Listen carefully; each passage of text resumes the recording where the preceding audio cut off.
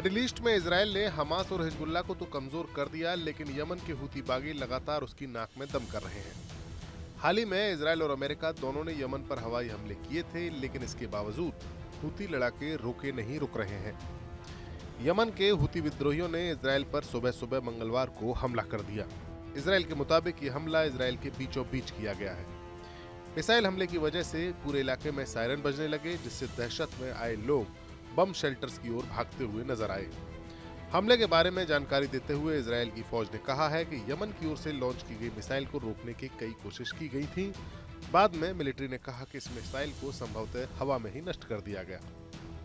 Israel की emergency service मगेन David Adom ने कहा कि मिसाइल या उसके गिरते मलबे से किसी को कोई चोट नहीं आई है। हालांकि शेल्टर की ओर भागने से जरूर कुछ लोग घायल हो गए हैं। इससे पहले सोमवार की रात को भी हूती विद्रोहियों ने एक मिसाइल हमला करने की कोशिश की थी, जिसे इजराइल की फौज ने अपने एयर स्पेस में घुसने से पहले ही नष्ट कर दिया था, ऐसा दावा किया गया। दरअसल 7 अक्टूबर 2023 से ही जब से हमास के इजराइल पर हमले हुए हैं, तब से ही यमन के हूती बागियों ने 40 बैलिस्टिक मिसाइलें और 320 से ज्यादा ड्रोन्स इजराइल पर दागे हैं। ऐसा आकलन इजराइल की फौज ने कुछ दिन पहले जारी किया था। इजरायली फौज के मुताबिक हूतियों ने इजराइल पर लगभग 40 बैलिस्टिक मिसाइलें दागी थी, जिनमें से ज्यादातर को इजराइल की एयर डिफेंस सिस्टम ने हवा में रोक लिया था। लेकिन एक मिसाइल को गिराने में इजराइल का एयर डिफेंस सिस्टम नाकाम रहा और 2 को आंशिक रूप से यानी पार्शली ही इंटरसेप्ट किया जा सका। जबकि हूतियों की ओर से 320 से ज्यादा ड्रोन भी दागे गए हैं, जिनमें से 100 से ज्यादा ड्रोन को तो इजरायली एयरफोर्स ने, उसके एयर डिफेंस सिस्टम ने और उसके हेलीकॉप्टरों ने रोक लिया।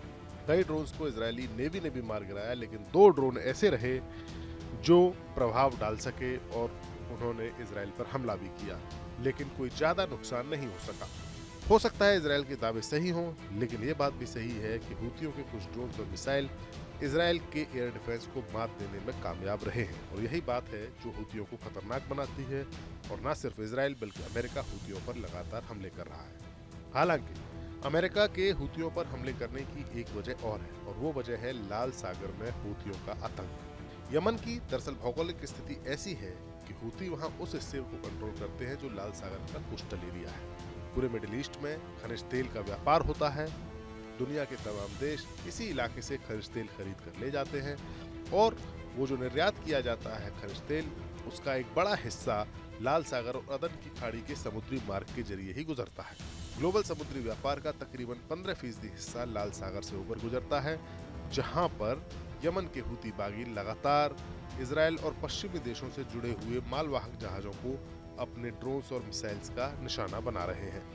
अमेरिका के इंटरेस्ट इस शिपिंग रूट से जुड़े हुए हैं, और यही वजह है कि अमेरिका बाकी देशों के साथ गठबंधन बनाकर हूतियों पर हमले कर रहा है, एयर स्ट्राइक कर रहा है, और हूती अब अमेरिकी शक्तिशाली ड्रोन्स को भी मार गिरा रहे हैं। ऐसे कई दावे किए गए जिनके मुताबिक हूती अब तक अमेरिका के 14 MQ-9 रीपर ड्रोन्स को मार गिराने में कामयाब रहे हैं। जाहिर है अमेरिका और इजराइल के दबाव के बावजूद हूती बागी अभी तक जंग के मैदान में टिके हुए हैं। Bureau report, news nation digital. News nation अब व्हाट्सएप पर खबरों की ताजा अपडेट के लिए न्यूज नेशन के इस QR कोड को स्कैन करें।